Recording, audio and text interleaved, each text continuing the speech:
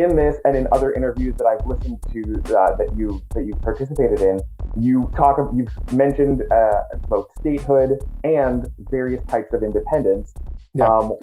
One, what do you think that each of those would look like ideally, and do you have a preference? Like in this moment, obviously, as the winds of politics change, difference might be more advantage. But at this moment, yeah, it's a very complex topic because a lot of people have different arguments towards the three alternatives.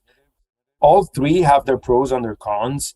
I personally lobbied for statehood for a while because I think that out of the three formulas, statehood probably will be the most streamlined and quick one because we already have their coin. We're using a lot of their systems. We are benefiting from a lot of things.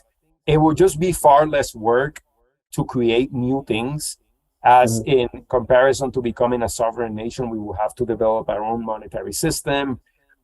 We kind of have the government in place, but we will still have to develop an entire infrastructure of government where we can work with other countries, develop treaties and whatnot.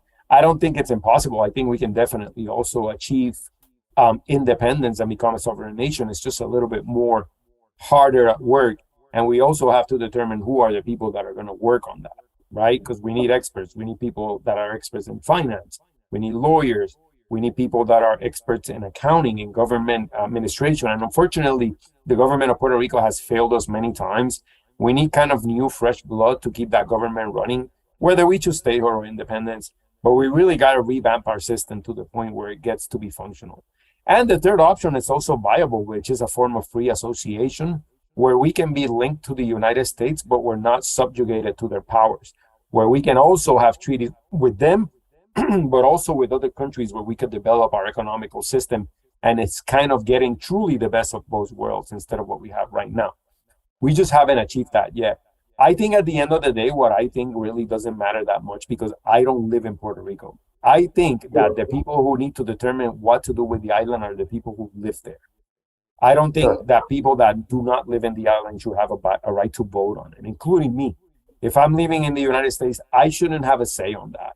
I would consider going back to the island, depending on the status formula that they choose, and possibly become a congressman for Puerto Rico if they chose me, right? If I am honored with that.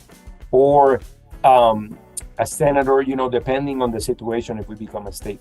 If we became independent, then it will have to be a different alternate program where I could see myself going in and working for my country again. But yeah, there's different alternatives and all of them have pros and cons. It's just a very complex topic.